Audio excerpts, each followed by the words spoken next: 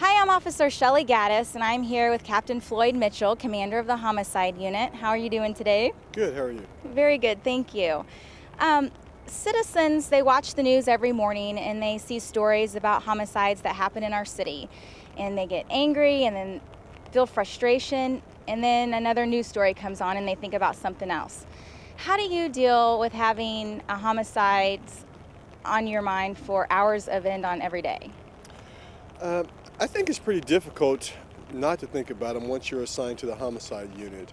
I know the detectives, the sergeants, and we look at each individual case. We're trying to figure out exactly what happened, what caused the homicide, but it's something that you take with you day in and day out until the case is adjudicated. So how do you avoid becoming desensitized to it when you deal with it so often? I think you realize that you're dealing with an individual, a person who's had a family, who has parents, who have brothers and sisters. You take all that into consideration, and you try to get justice for each individual victim. Do some cases bother you more than others?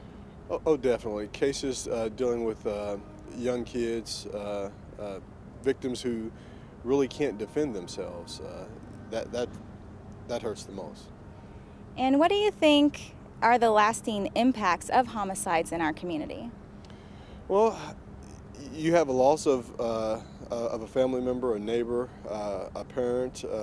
I think there's fear that grips the neighborhood.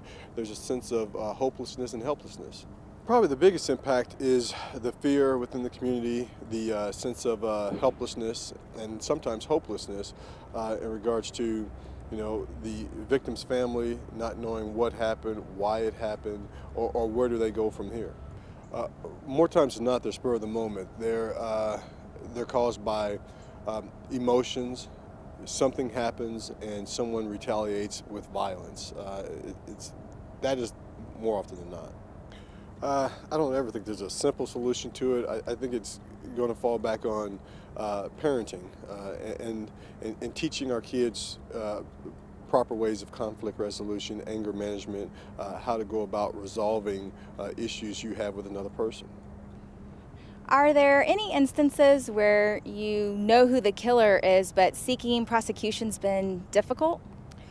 Unfortunately, there are those cases to where the detectives have done a great job. We've identified the possible suspect, but we have a lack of cooperation in regards to witnesses, people that were at the scene who saw what happened, or some of those witnesses have character issues themselves, meaning, they've been arrested.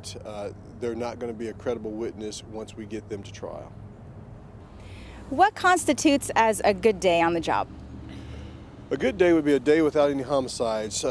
Everyone in our community got to go home safe, have dinner with their families, and wake up the next morning.